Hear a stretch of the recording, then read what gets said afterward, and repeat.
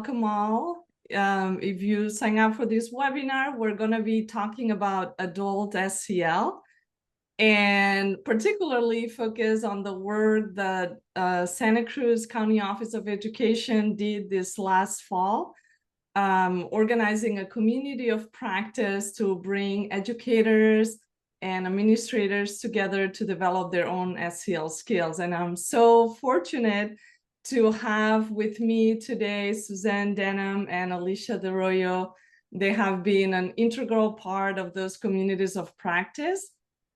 And today you'll have an opportunity to hear from them, and hopefully they'll be able to inspire you and engage you in doing something similar in your community. So just so we know who's in the room, I would love for you to take a moment to hop in the chat and type your name, your role, organization, and location where you are joining us in the world. I know we had over 70 people sign up for the webinar, and I know some of them were in like South Africa or in other places of the world, so probably the schedule didn't work out, but we'll be sure to send them the recording. And I realized I didn't introduce myself with all the excitement.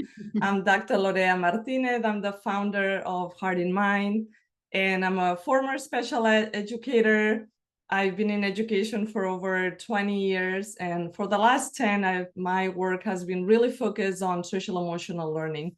So I'm excited to tell you a little bit more today about the work that I've done, and also this program, Growing Your Heart Skills, that Santa Cruz used.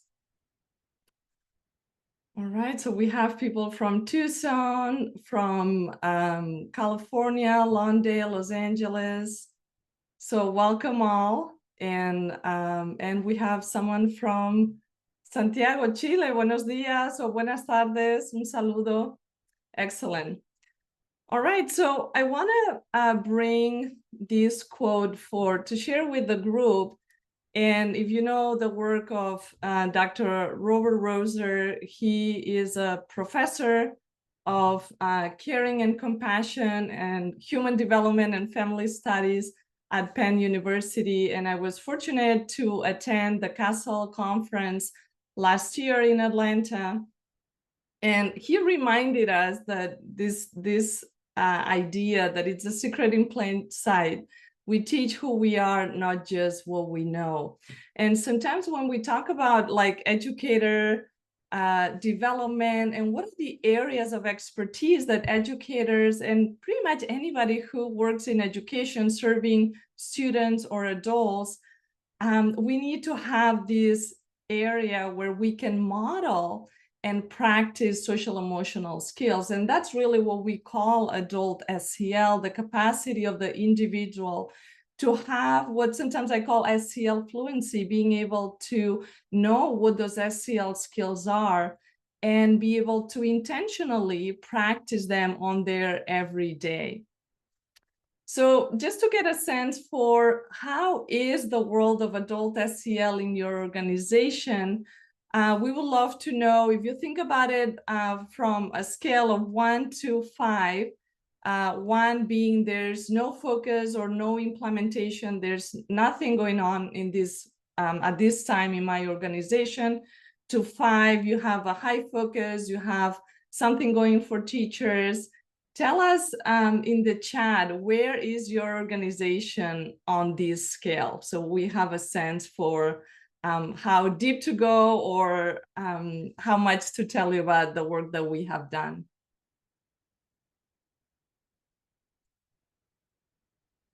All right, so we have some 3s from Anna, from Cassandra, and Angela. Hi, Angela, it's good to see you here. We have some 2s, 4.5. Wow, Mary Ellen, you are ahead of the curve. All right, so I would say probably you know, the average would be kind of like right in the middle. And adult SEL, if you have been trying to implement social emotional learning, normally we get to the educators after we get to the students. So sometimes it's really hard to make it a priority, although we know that that's an area that is very important.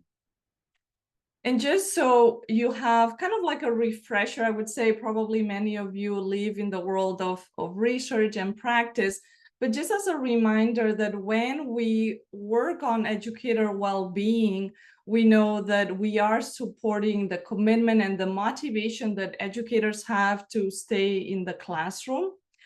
But we also know that the ability of educators, of professionals who work with students is not only dependent on individual factors. If you have an organization or a school that has not a positive working environment, those organizational factors are also going to influence our ability as adults to really show up in the workplace with our best skills.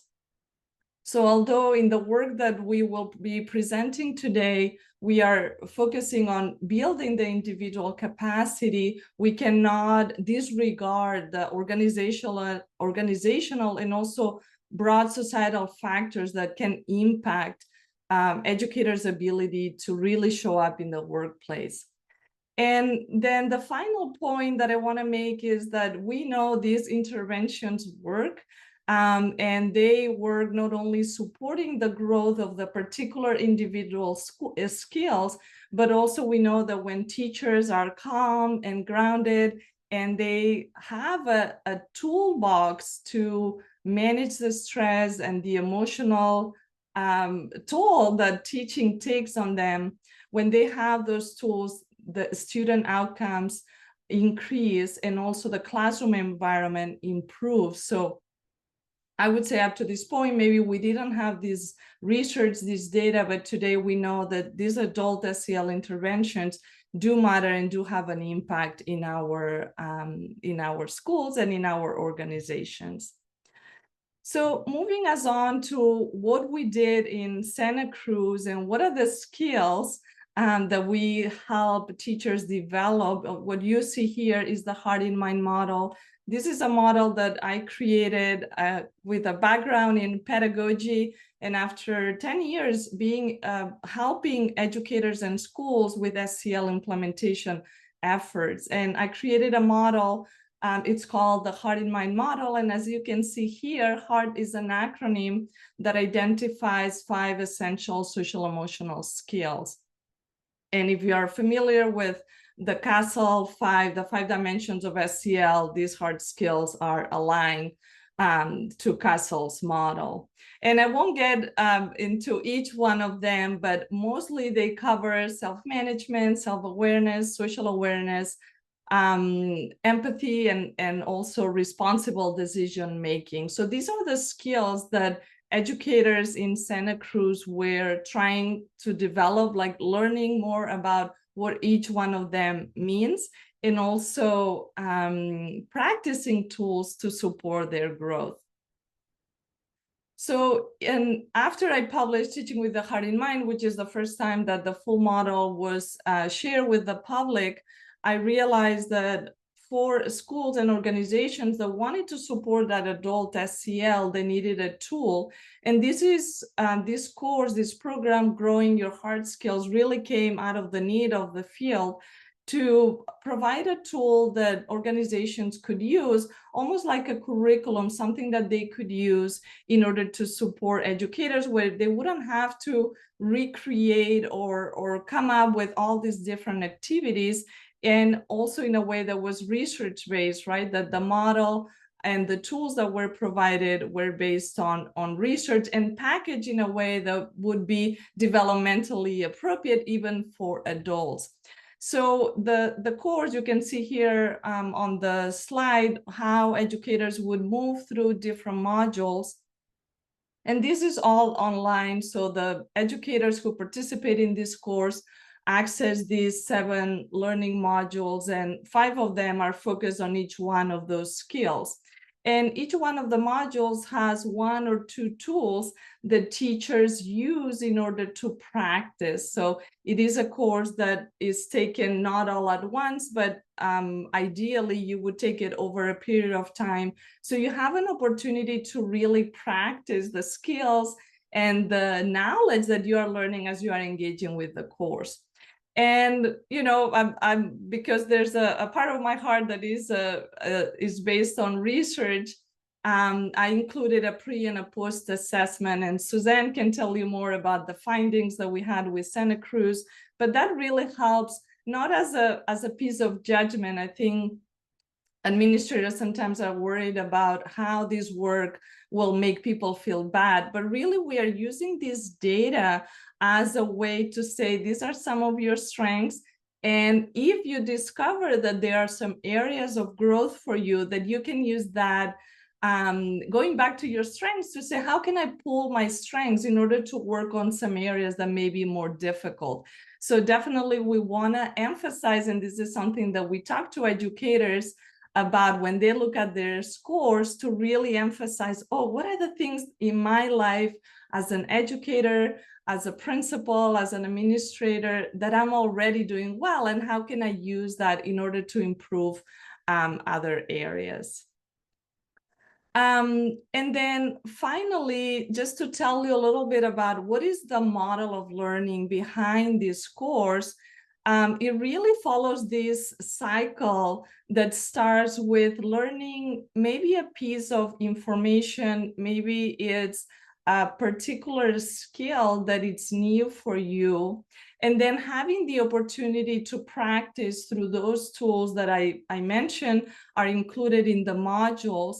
And then once I have that opportunity to practice, to reflect on what happened, oh, I tried this tool, I know that I'm paying more attention to my emotions. For example, I notice when something comes up for me, I'm naming my emotion and reflect on what are the changes, what am I experiencing?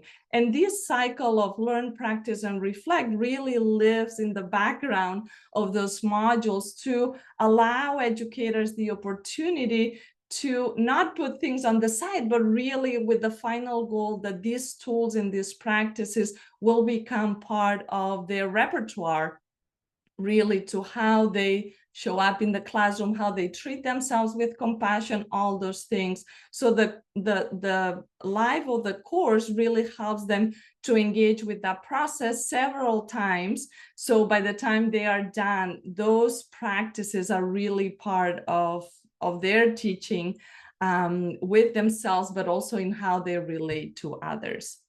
So I'm going to stop there, and now I'm going to pass it on to Suzanne, and she's going to tell us more how they organize this work in Santa Cruz and what are some of the things that they learn supporting adults develop their social emotional skills. All right, thanks. Well, as Loretta said, I'm Suzanne Dedham, and I'm the Social Emotional Academic Development Coach at the Santa Cruz County Office of Education. And as part of my role, I'm responsible for helping support and facilitate communities of practice, or social emotional learning communities of practice in our county. And one of our guiding documents is we really look at CASEL's 4 pillars of systemic SEL implementation. And one of the pillars is really strengthening adult SEL. So we've prioritized building the capacity of educators and wanting to explicitly strengthen adult SEL in our community so that we make sure the adults have the experiences, the tools, and practices to support not only their students, but themselves as they navigate life's challenges and what it is to be an educator. So, we've really looked at making sure that some of our outcomes are making sure that the adults in our county really understand what SEL is, like how it's defined by the 5 competencies and the transformative SEL focal constructs, because it often is mistaken for a behavior system or student governance or something that the counselors do. So we really want to make sure that our educators understand that these are practices that are integrated into everyday life. And also we want to support our educators personally and professionally. We've been through some tough times recently, and making sure that people feel supported, because it can be overwhelming. There's a lot of burnout and people not feeling good about their job. So we want to really make sure that, as Loretta says, to support them to feel joy and purpose in what they're doing. And also, we want to make sure that they have the skills to explicitly and integrate SEL into their teaching and work. And we really offer this to everyone. So when I say educators, I mean people who work directly and indirectly with students, because we're all part of this education community. So last year, we offered the Growing Your Heart Skills course as part of one of our SEL communities of practice.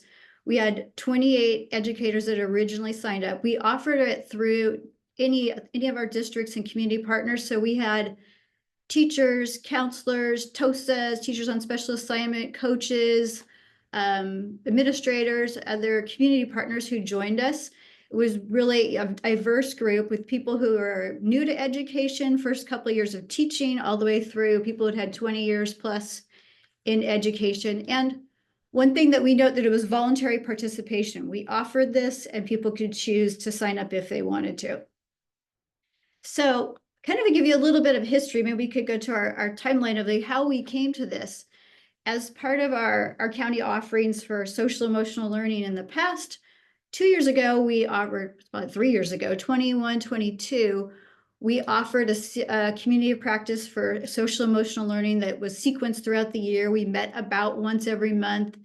And we highlighted the SEL competencies or practices or programs that really promoted social emotional learning in our schools. And we shared case different models there. The next year, we decided we really wanted to do something a little bit different, and we developed book study pathways where we offered 3 different possible book studies where people could come and learn from professionals. So we offered one from Mina Srivasan, the SEL Every Day. We offered Bruce Perry and Oprah Winfrey's What Happened to You. And we offered Lorea's Teaching with Heart and Mind. And we focused on a different excerpt each month for each of the book pathways in our community of practice. And what we learned from that is that we really appreciated being able to offer a community of practice based on content and material that was already created, sequenced, and researched by SEL experts in the field. So that led us to last year asking if Lorea would partner with us, or Dr. Lorea Martínez. I'm going to say Lorea because I've had the pleasure of getting to work with her so much now, but Lorea to partner with us to co-facilitate a community of practice around her Growing Your Heart Skills course. And it was fabulous because we already had the course set up and sequenced, and it had prompts and reflections. And for us, what we really wanted to do is make it come to life in our community so that it was part of a community of practice. And I'll say a little bit more about that. I think we can go to the next slide. Is that, when we thought about our considerations for implementation is really, even though we were offering a course, we wanted it to be not that we were just saying you could go take a course on your own. We wanted it to be a community where we would learn together in community as a group. So that was really important to us, that it wasn't just here you have access to this course, that we were going to learn together. And we wanted to make sure it was a meaningful experience and that people were committed to this kind of growth in community.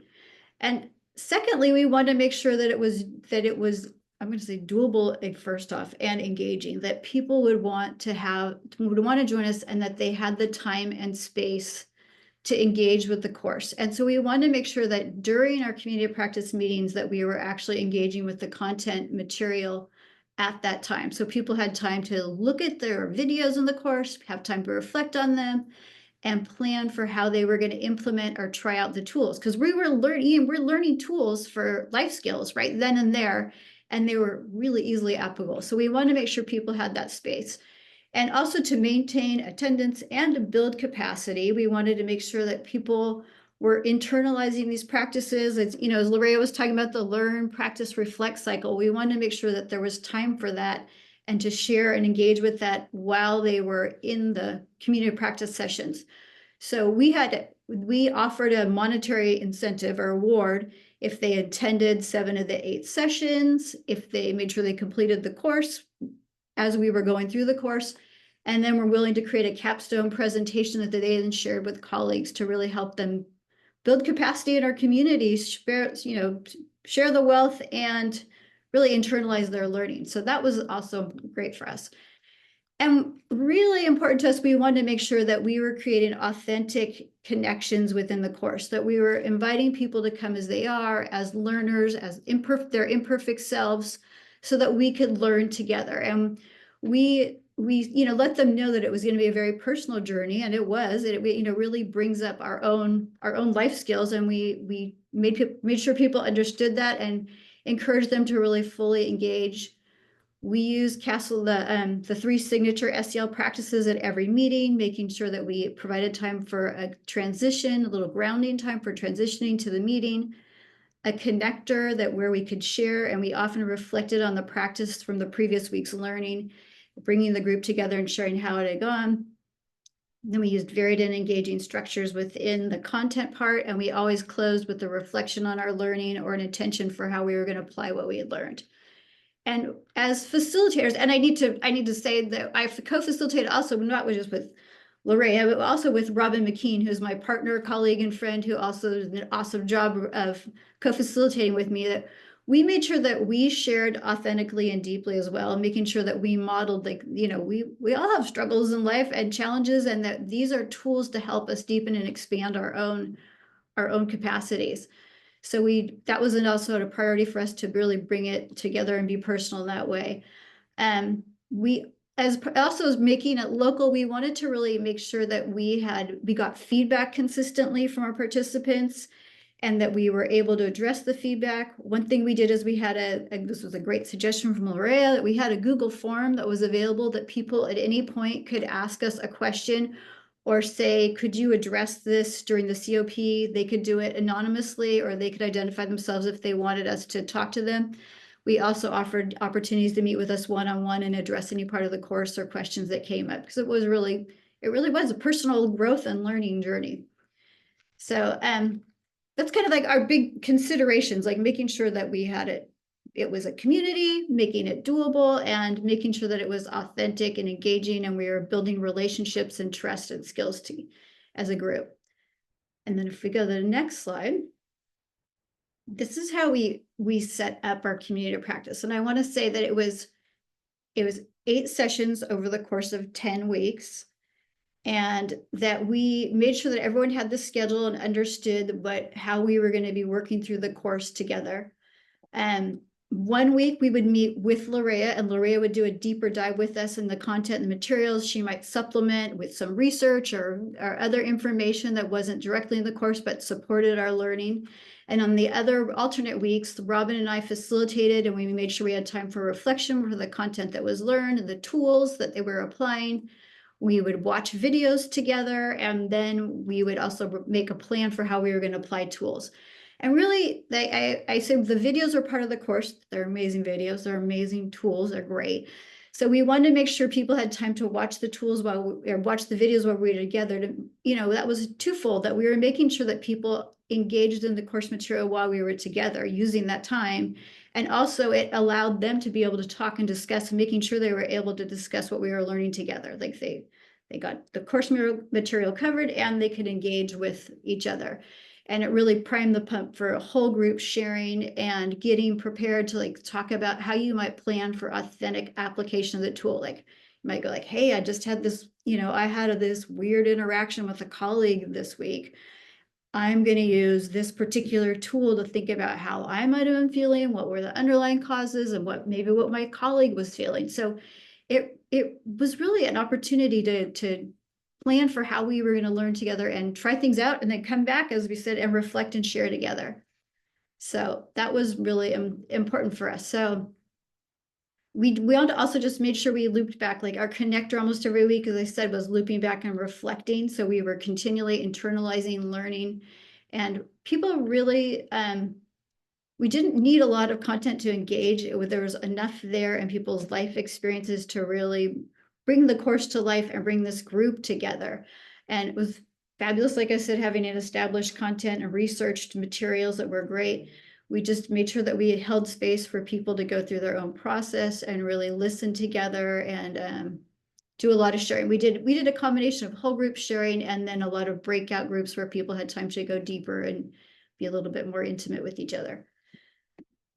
And if we can go to our next one, but we looked at the, how do we measure our success? I mean, our goal is really to help build and support adult SEL skills and learning.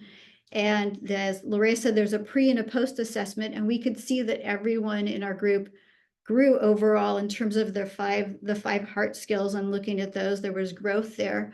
Also, we did a lot of surveying and anecdotal information, and we learned that people were really surprised at how much they grew their own toolboxes. They felt like, they learned more about themselves than they were expecting to learn about, like how they might work with students, but really learning about themselves and honoring their own emotions. And by the end of our community practice, which was like a condensed community practice over 10 weeks, people did not want it to end. They felt like it had been such a great support group and they'd learned so much that we actually ended up having a follow-up a couple of months later, like, how's it going? How are you using your tools to continue supporting that? So that's a little sharing about how it went for us. And I want to turn it over to, do you want to go straight to Alicia to share a little bit about what it was like to be a participant?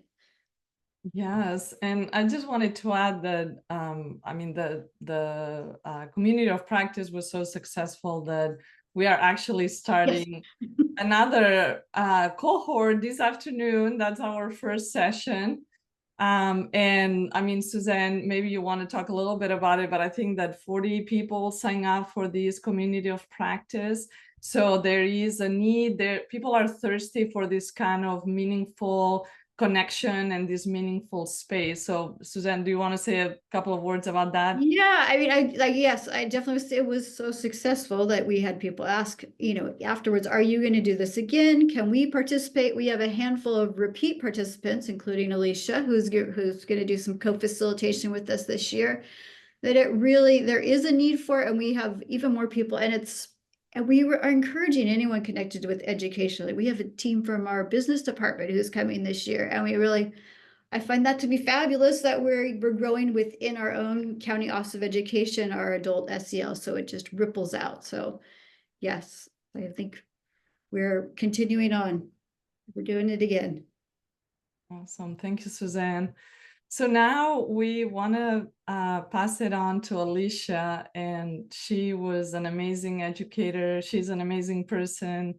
And she was part of the cohort last year, and we asked her these questions ahead of time so she could reflect on the experience and tell us a little bit about it. So I'll just let you, quickly read the slides, and then I want to just stop the sharing so we can see each other a little more. Great. Thank you so much. I'm really happy to be here and share this with you. This was a life-changing experience for me, which is why I signed up for it again. Right when I saw it come out that they're offering it a second time, I was like, can I do it again, even though I've already done it? Because I really want to get a deeper understanding now from a different lens. So that's why I signed up to do it again. So when I signed up, I didn't know what I was signing up for. I just saw SEL and I wanted to be part of it. I have 6 kids ranging from 25 down to 6. And I've watched them through COVID and just life go through such big struggles and watch their friends go through such big struggles that I was seeking answers for questions that I didn't even know I had and didn't know where to find them. And through this course, well, actually from the first day when I realized that this was not just more information about how kids are struggling, this is going to give me tools as an educator to help these students and actually help my own children and people in general. It's not just for kids, it's a way to heal our communities. And through this course, I really found the affirmation that I am okay. And I was able to reflect on my own behaviors and understand more like how and why I interact and react to people the way that I do. So there's a healing aspect that is integral in this model.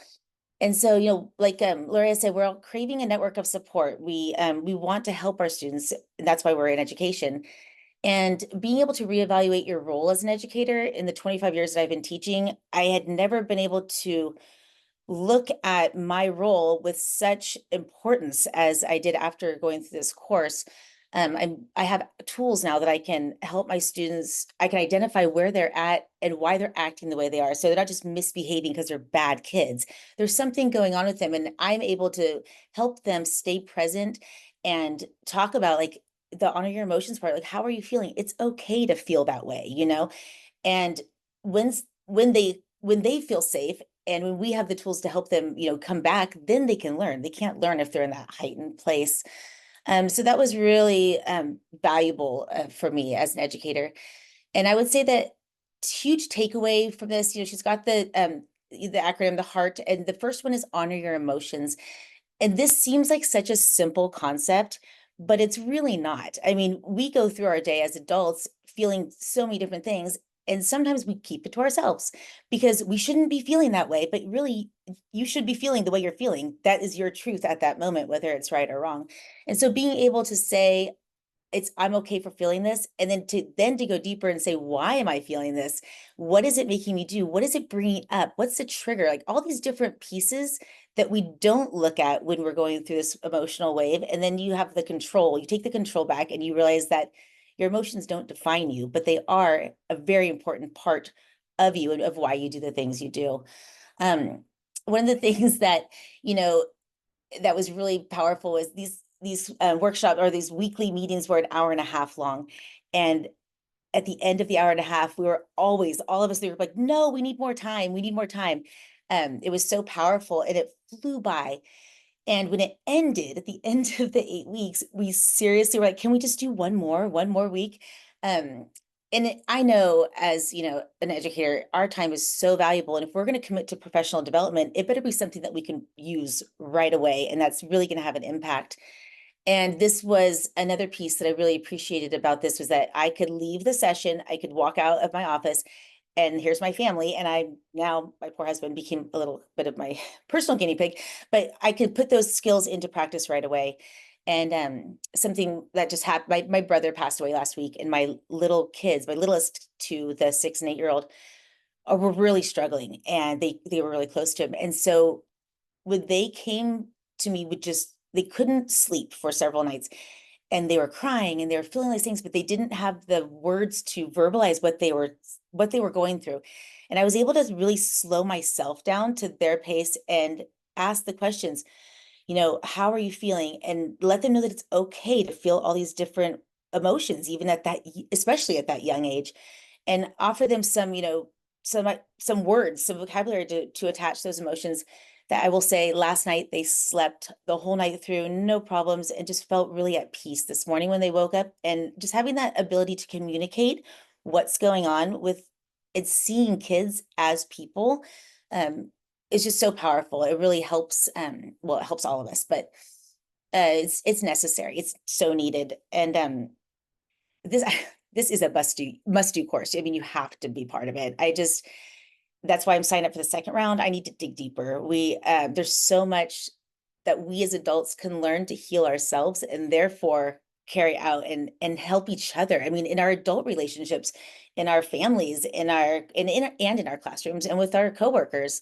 One of the big pieces that is vital to the success and the effectiveness of the course, though, is you have to go in there and be honest with yourself and be willing to be vulnerable. And it's hard to do that if you don't feel safe, right? So that's one of the things that the facilitators and the way that it's set up did an excellent job of creating a safe space for us to be open to share. We set norms like you would in your classroom, and the norms were respected. And when we were in small group or in whole group, you could really tell the active listening from the other participants. People were engaged. People were there to help each other and to help themselves. And so that it just naturally, like organically, the safety, it was just there. I mean, we felt it. And we just became close. These are people, I've never met any of these people in real life. Until the very, very end, when a small group of us got together, I had never met any of them in real life. And to be able to share that openly and that honestly really helped the course be effective for me personally. Some of the challenges going into it, my plate's full. I mean, it's overly full, it's overflowing. And I was like, an hour and a half for 8 weeks every week. I don't know if I can commit to that. The commitment, the fear, it was a fear really that I had. I was like, what if I sign up for it and then I have to flake and it's wasting my time? And because I didn't really know what I was getting into. But after the first session, I was like, oh yeah, this is it. And I mean, I would do it every week for, year after year if I could, just because it's something that you don't just learn once and then it's over. you refresh yourself, you learn more, you become a better person every single time you do these activities. And I loved what Larry was saying about the learn, practice, reflect. I mean, that's a cycle that we should be in life in general. And so that's really how it was set up. And that was what was respected about the people, the participants, was that, you know, we get the information, we get the time to talk about it as a group, what we could do. And then we go off, and for a week, we just, you know, we go through our regular lives, but we're with that in the forefront of our mind. And then we come back, you know, we can talk about it, we can write about it, we journal about it. So it's definitely worth, it was worth my time, and it will be worth your time if you ever have an opportunity to do it. Because our fears are valid too, not just, you know, thinking about in our time, we can't be embarrassed to even say like, I don't have time, because we don't have time. I mean, nobody has time. But carving out that space of time was carving out space for me to be able to be better at my job, to be better as a parent, to be better as a community member in general, just a better person. And it's an investment in yourself. And that's what I loved about the tool belt, you know, the idea, like, I do a lot of like carpentry work in my backyard. And I had like, you know, when I put my actual tool belt on, that's what I felt like I was doing coming in these meetings. I would have my tool belt and I'm like, what can I add today, you know? And I feel like I don't have it all, but I feel like I have a lot more than I did before. And I'm not afraid to be a role model for students. And I feel like, okay, if someone comes to me, if I don't have the answer, I know where to go and get it. At least they're not coming to me and I'm like faking it, or I don't know. I really care and love these people so much, and their life is worth it to me. And if we can save one student's life, then we've succeeded, you know, and if we don't have the tools, then we can't do it. So I know that I'll get off my soapbox, but it is just the best thing I've ever done. I think of all the things I've done in my life, this course has changed my life for sure. Thank you so much, Alicia. You said so much, right? That I think is meaningful. And I want to highlight the growth in community. I think when I created the course, I thought that people would take it on their own and they would just, you know, practice the skills and do the work and all that. And then I realized that people actually wanted to do this work in community. And that's something, as we were saying at the beginning, that anytime that this has been offered, and we are doing a community of practice in the LA County as well, people are drawn to this because of that meaningful connection that they can have with others, having a space where we are not asking educators to come so they can be better educators at the end, although they will be better educators. Like, we want them to use this time for themselves to really, as Suzanne was saying, come as they are. And that's a very different expectation when we talk about professional development. And what happens is when people are open and they are in that space doing the work, of course, there are positive outcomes that come from that process, but that's not the main focus of the course. Is the process of like really looking at your skills, practicing, learning new things, and giving yourself an opportunity to treat yourself with more kindness, with more compassion. And there is an article coming up that will be published in the Castle Journal. They have a special issue on adult SEL, and we tell the story of how this community of practice happened. And there were many meaningful connections. This group in Santa Cruz last year was very diverse, people coming from different schools, different districts, different roles. And I remember one of the participants shared, like, he was a newer teacher within the first 3-4 years of his career. And he mentioned how meaningful it was for him to be in space with veteran teachers and learn from them, and learn from also seeing that there were certain things that they were still struggling with, like seeing this as a lifelong process. So there is an added value to being in this kind of community where you are sharing with people that may have different experience levels, different backgrounds, coming from different areas of expertise in teaching, and being able to, you know, be on equal terms in a way, because you are all there trying to improve yourself and improve your skills. So now we talked a lot about the glows and the things that work well, but I think that for the participants who are here, who are considering, hey, how do we do this in our organizations, in our communities? We also have to be honest about what are some of the challenges, some of the difficulties of doing this work and doing it well. So I would love to hear maybe a word or two, Suzanne and Alicia, about something that maybe was difficult. Suzanne, more from like the planning and logistics or preparing for it. And Alicia, if you want to say something about, you know, maybe an aspect that was difficult for you as you were going through the course. Sure. I mean, I could say a little bit. I mean, this is like the nuts and bolts. I mean, as a facilitator and someone who works at the county office, one of the things that is challenging sometimes is just dissemination of information, like just through the channels and all the levels that it takes to get down to educators. And sometimes that's tricky. Just there are just different avenues and making sure that people actually heard about the course. That being said, also then once they hear about it, as Alicia said, like, how do you know that this spending this time is going to be worth it? Like getting people, educators, especially post-pandemic, to think, I'm going to take the time to join something like this and participate, because it was completely voluntary. So, you know, that is something to like how to make it compelling and convincing and getting people to think like, hey, this will be worth it and will help you build skills. And part of that is, again, comes to logistics, like what day, what time. I mean, all those pieces like that come if you're looking at people who are working in a classroom all day, like, do we start at 3 or do we start at 3:30? And looking at schedules across our county to figure out what are the best times, what are the days. Like those are all like logistic pieces that are a continual struggle that but we definitely took into consideration to make it as accessible as possible to people.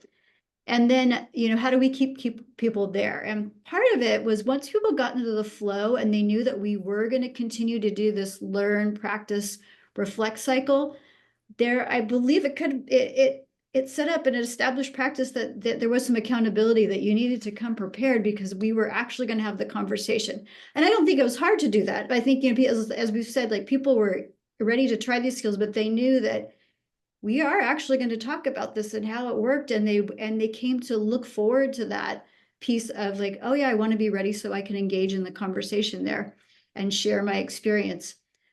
And then with any facilitation, there comes that balance of providing content versus providing time for sharing with each other. And that's always something that we had to manage, because like our participants said, like, we wish we had more time in the breakouts. And so when they would go to breakout rooms or whole group sharing, like that was just such rich and deep conversation. So always balancing that, something continually that we reflected on as facilitators every week, like, well, how do we pull back here or make sure that this is engaging enough, or we're embedding content into the prompts we're giving for the breakout sessions. And for Robin and I, it was 8 weeks of or 8 sessions within 10 weeks of planning. So we had to know that we were committed to planning a big community practice every week.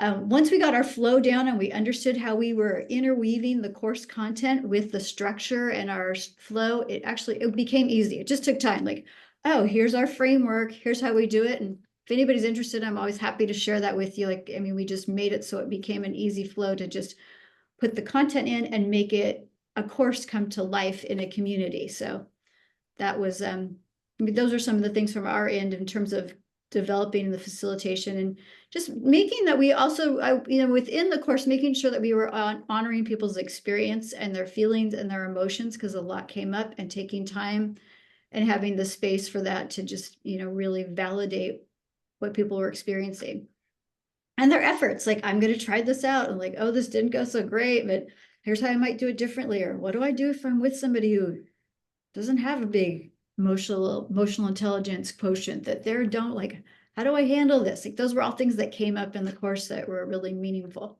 Mm. And to kind of piggyback on that, Suzanne, from a participant's perspective, as with all work that we do on ourselves, it's hard to be honest, right? It's hard to be honest with yourself. It's not hard to be honest with other people. It's hard to be honest with yourself, and to really like break down some of those walls that we spend our whole entire lives building, and to really look at our behaviors and the way we act and why we do those things. And so that was the hardest part for me as a participant. I mean, I'm actually the outlier on the survey on the pre-post assessment. I scored myself higher on the pre-test than I did on the post-test. And the reason being, when I came into it, I thought, oh, I'm such a good person. I do all these things. I love everybody. I have good relationships. And then I learned what these things really meant on a deeper level through the course.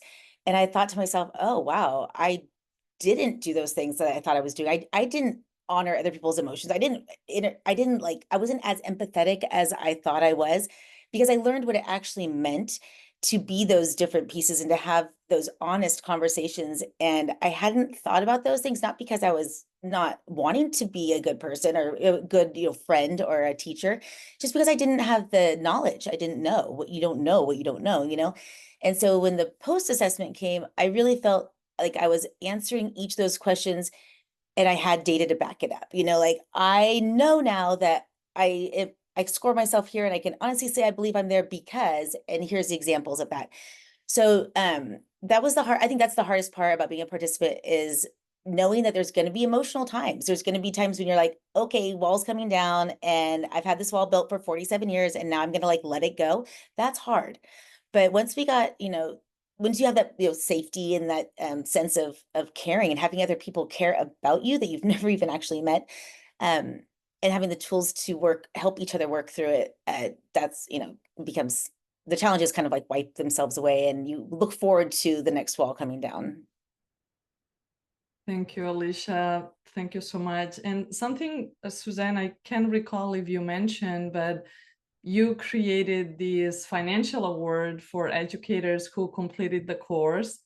And that was also a way to engage educators to keep attendance, right? To keep coming back to the community of practice, but also you had a component of sharing with others. So as you know, with any of the work we do in education, we think about the impact, right? Like we are investing this time, we're investing this money for this program, but what are the ripple effects, right?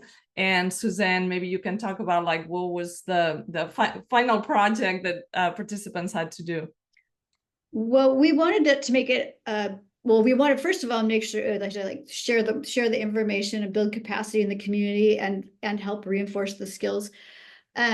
We tried to make it as open-ended and as easy of a lift for people as possible. And we didn't want that to be a burden or a barrier from them committing to doing that. So we tried to say, you can do it however you want. We threw out all kinds of options. We said, you can do a slide deck, you can do a poster, you can do a song, you could do a skit, but how would you share this? And think about who your audience is. Are you going to share with your staff or your department or your school board? Or think about who, we said you can share whoever it is, but someone else that's in your educational community. And for the most part, people did create slide decks and they created slide presentations.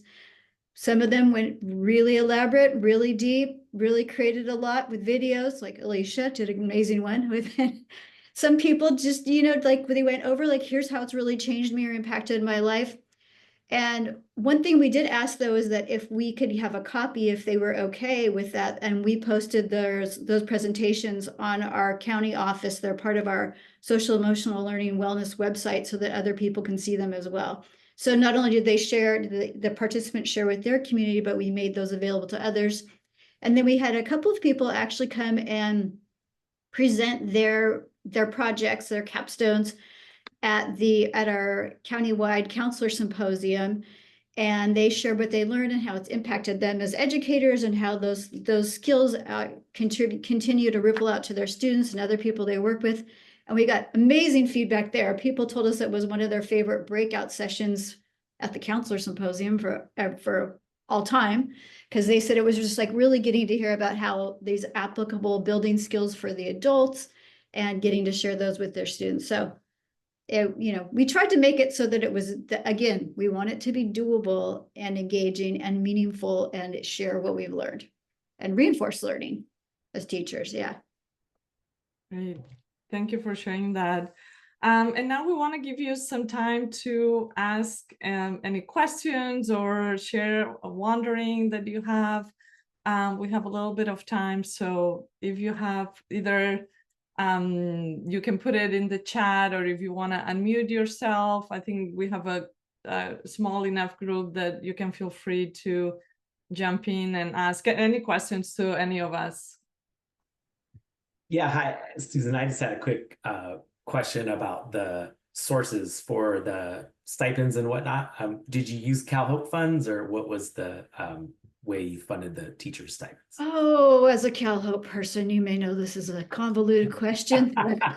Then I apologize for asking. I was just wondering how you funded it. We did use CalHope funds to pay for the stipends. I mean, they were not stipends. They were awards. And I mean, this gets into all kinds of things with providing a monetary award, but we did use CalHope funds for that. If you want to talk another time about like how we did that, I can tell you about how that worked. So yes, it was CalHope. That was part of it. Yeah. Thank you. And Suzanne, someone in the chat said, what was the prompt for the capstone? I was trying to look it up because I remember we did give a lot of information about that, and I don't remember the exact, and I don't know if you or Alicia remember, but I remember we really said, share your gems. Like, what were the takeaways for you? Like, how has this impacted you, and what have you learned about it? But I would have to look up the prompt. I would have to pull up that file. But, we gave people a lot of time and warning. We said, really, we wanted them to share how it had changed for them, or how they had used the tools. Do you want to add to that, Alicia? Yeah, I was just going to say you did give us a lot of flexibility because my project, I did take it a totally different direction. I used I had a student, she's graduated now, who was also her dad and I were friends since high school. So she's a friend, but she was also a student. And I was able to interview her using each of the parts of the model. So it was really cool how it just worked. It was amazing. We did over Zoom, and I was able to create a video where she's saying, from a student's perspective, from a young person's perspective, what it feels like when adults in your life don't do these things, and what it is like when they do, and examples of both. And so that wasn't on the prompt list, but it was, I think the prompt was more like, how could you teach people? How could you use these tools? And so it was really cool to like take it from a student perspective. I don't want to call her a child, she's 18, but from a young person's perspective of our impact. And it was almost like validating why we need this information, because she was like, okay, well, people in my life that didn't have this is what I went through. And she had a big struggle in her life.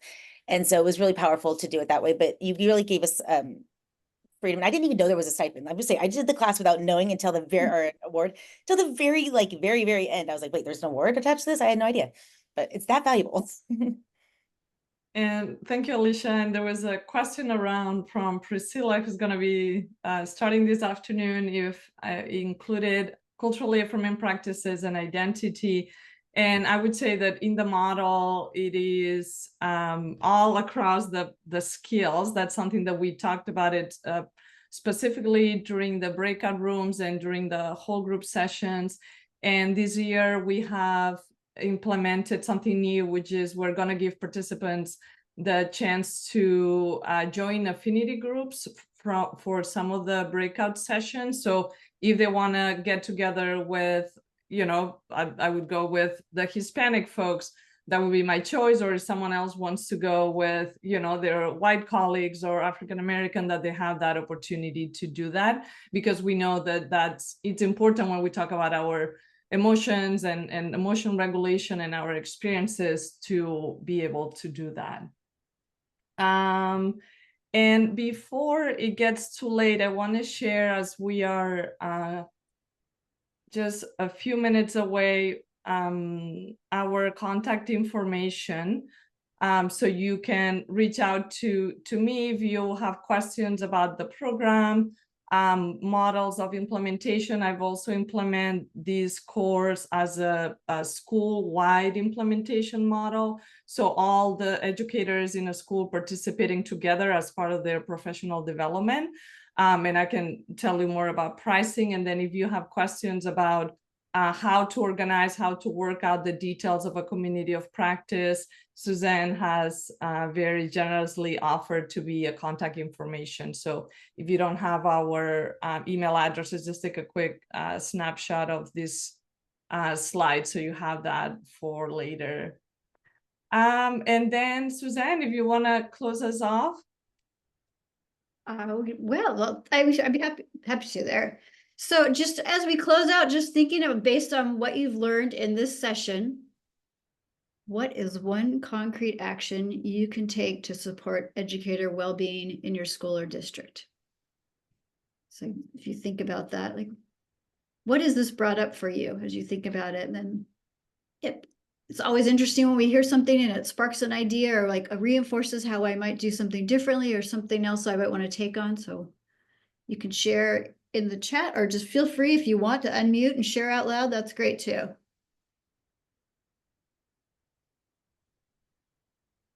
I see Cassandra. I would like to do weekly check-ins for mental health or support needs. Yeah. Just giving people some space to check in.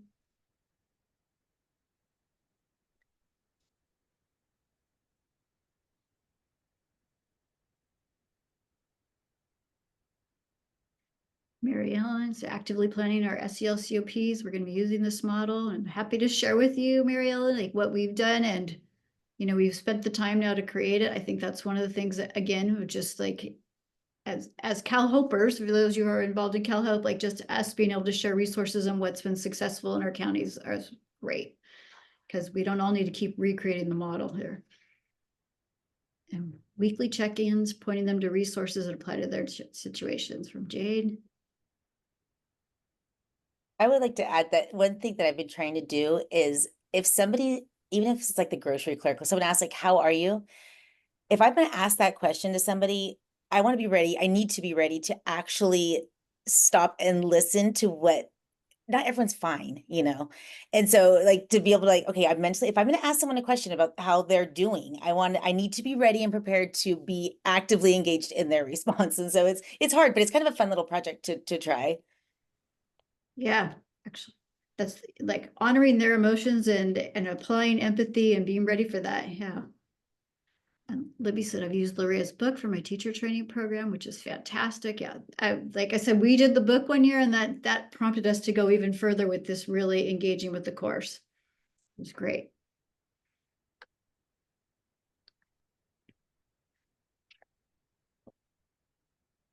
Any other thoughts if we're ready to?